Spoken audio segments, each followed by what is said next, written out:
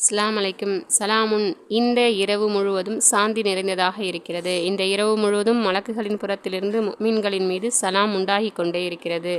ஒரு அறிவிப்பில் மலக்குகள் ஒரு அணியினர் பூமிக்கு வருகின்றனர், மற்றொரு அணியினர் வானுலகத்திற்கு போயிட்டே இருக்காங்க. இவ்வாறே இரவு முழுவதும் போக்குவரத்து நிகழ்ச்சி நடந்து கொண்டே இருக்குது. இரவு முழுவதும் சாந்திமயமானதாகவும் இருக்குது, தீமைகள் குழப்பங்கள் ஆகியவற்றை விட்டு நீங்கியதாகவும் இருக்குது என்று பொருள்படும்.